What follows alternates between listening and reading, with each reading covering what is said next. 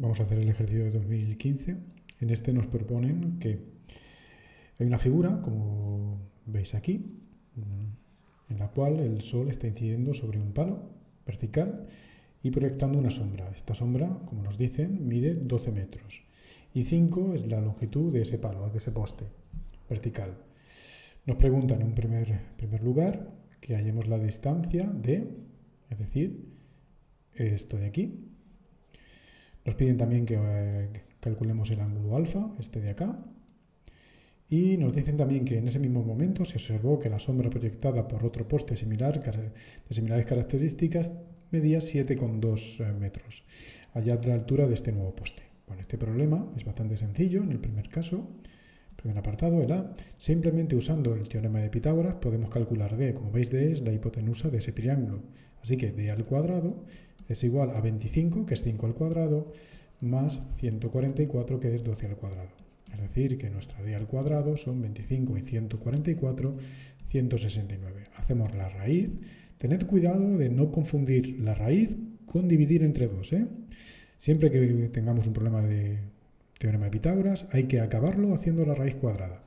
Como decía, la raíz cuadrada de 169, que son exactamente 13.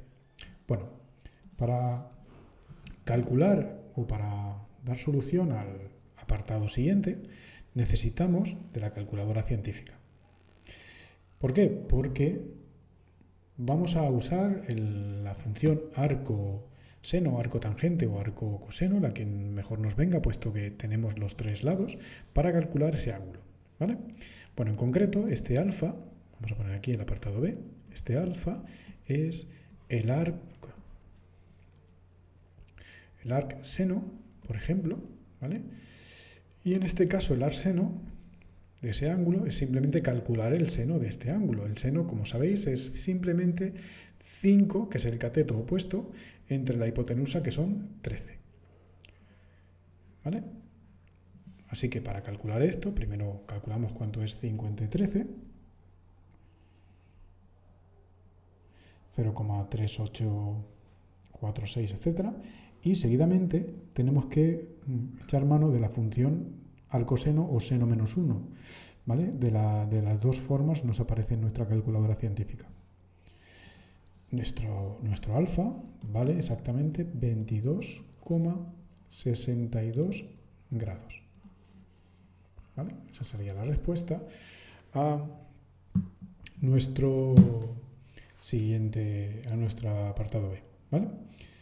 En el siguiente caso, en el apartado C, nos preguntan nos dicen que en ese mismo momento se observó que la sombra proyectada por otro poste medía exactamente 7,2 metros. Es decir, imaginemos que en nuestro caso, estoy pintando aquí el triángulo que tenemos, esto mide 5, esto mide 12, y nos dicen que había otro poste y ese poste proyectaba una sombra de 7,2. Por tanto, si proyecta una sombra de 7,2 es ligeramente más pequeño que el nuestro.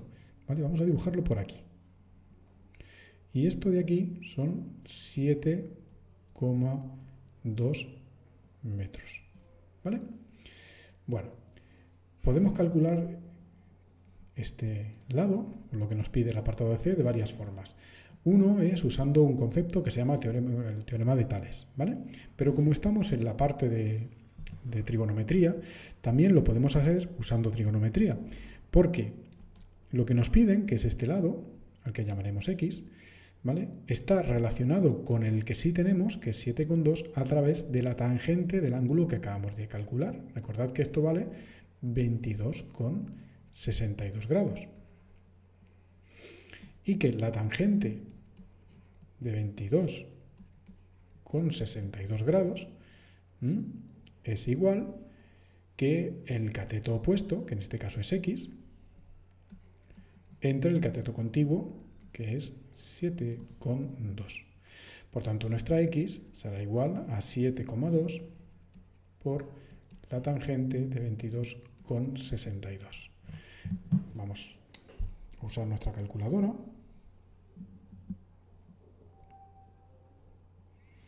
calculamos la tangente de esa cantidad y son 0,416 periodo, y ahora lo multiplicamos por 7,2.